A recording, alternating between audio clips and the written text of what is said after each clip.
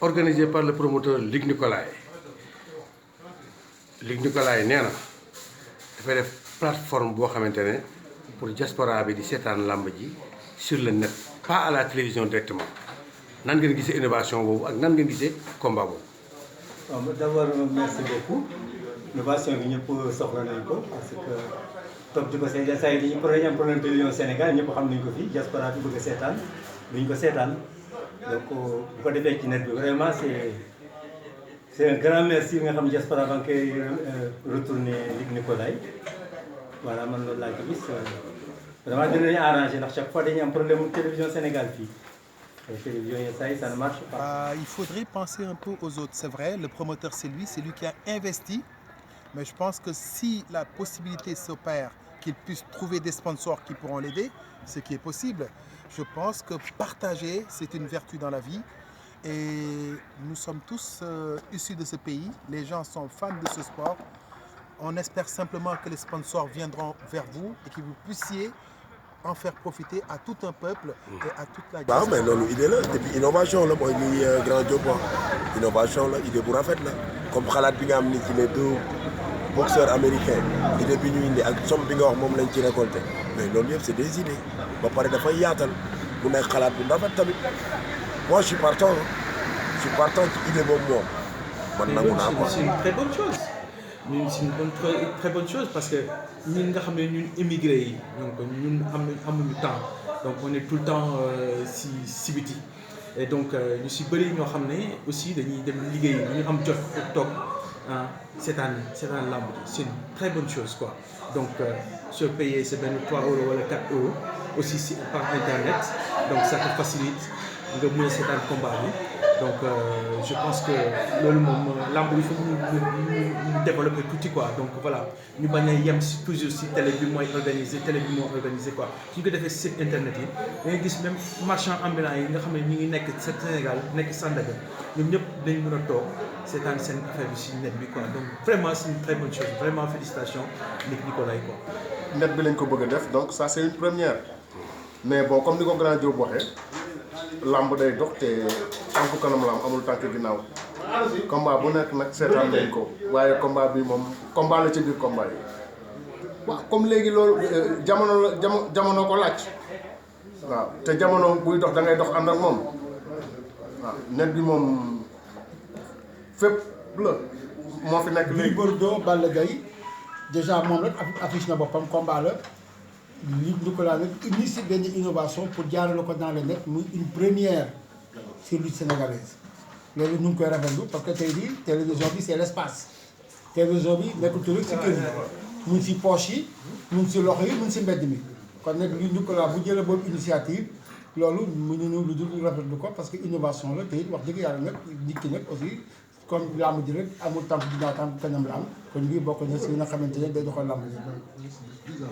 Voilà donc net bi nag aussi c'est une première et war nañ ko mën a seetaan parce que tey dañ nekk jamono boo xamante ne ay innovation lu nit di teg ay tànk kanam la ñuy teg neex na nit na nekk dans un restaurant ubbi sa portable du xool làmb ji na nekk sa kër di ko xool way mbaa na nekk si mbedd mi di xaar arrêt mbaa na dugg si métro bi loolu yëpp innovation la kon tey jii làmb mën nañ ko seetaan si stade bi mën nañ ko seetaan si télévision yi mën nañ ko seetaan si mbedd bi mën nañ ko seetaan si poche yi mën nañ ko seetaan fépp kooku c'est une grande innovation te ku nekk war na ko mën a rafet.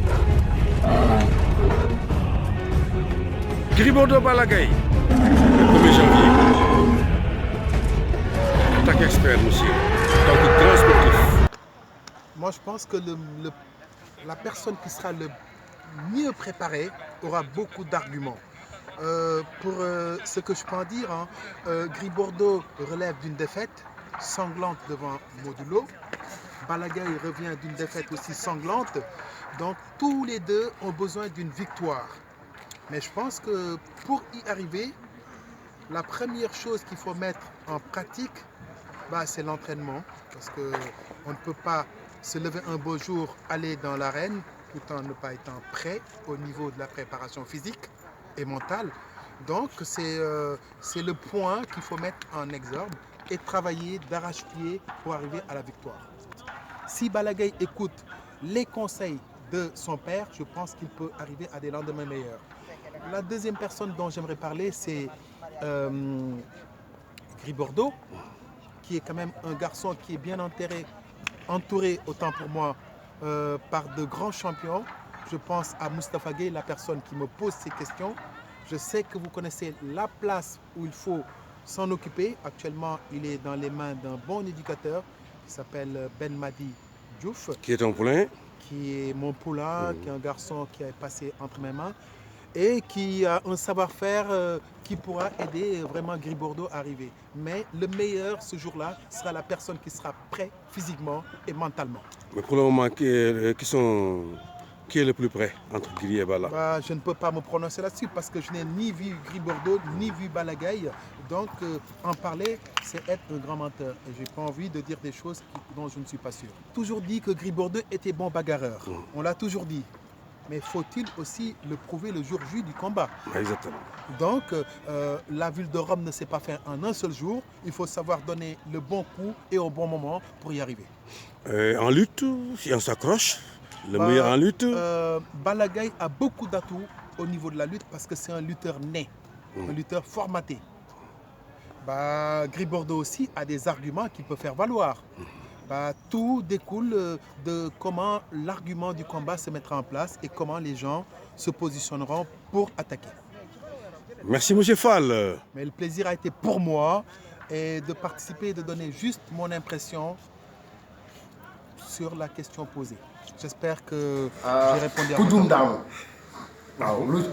Pronostic boobu dina jafe waaw dama naan daal ku juum daanu. Normalement bu ñu xeexee Gris Bordeaux moo war a am avantage. bu ñu bëree nag foofu moom defe naa bëre bi nekk ci Balla Gaye nekkul ci Gris Bordeaux waaw ndax mbër mun a seetaan lañ ko. juum bi nag si combat bi Gris Bordeaux ak Balla Gaye kooku moom xam ne combat la ndaxte ñoom ñaar ñoom nag dañu am ay tolof du gis ay défaite te pronostic bi day jafe waaye nag défaite interdit. Mais nag Gris am na benn avantage comme ni combat la amee waaw kon nag combat bu métti lay doon pronostic daal interdit combat bu métti que le meilleur. bon suñuy xeexee avantage bi dina dem si Gris Bordeaux tuuti am na parce que Gris Bordeaux gis nañ am na force de frappe gis donc bu muy entre bu mu bëreeg Eumeu Sène donc.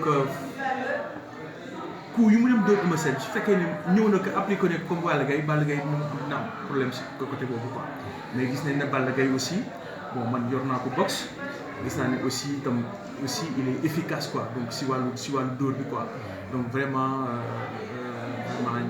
ñoom ñaar ñëpp daal vraiment ñu mën a xeex lañ quoi si côté bëre bi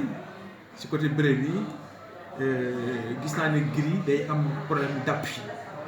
Donc day am problème d'appui donc si combat yu bëri day mel ni kuy faxastalu quoi day daanu donc voilà su éviter mun na éviter loolu quoi mais côté bëri bi nag Balla il est plus technique côté bëri parce que donc je pense que Balla dina am problème repère tuuti parce que toog 2 ans aussi bëri woo donc di nga bëgg ndam quoi.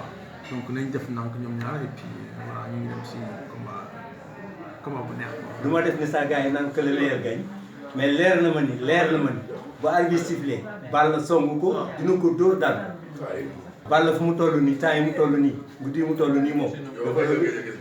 maa ngi si daan démb rek télé. ñëwaat na ci forme bañ ko xamee woon ak confiance ba ñu gisoon ci moom. Gris Bordeaux la waaw Gris Bordeaux moom ñëpp xam nañ ne dóorkat la waaye Balla loolu lay bañ. Tapha Tine jaar na fi Balla bu ñu ko nee kii dóorkat la rek xam na nu muy def ak moom loolu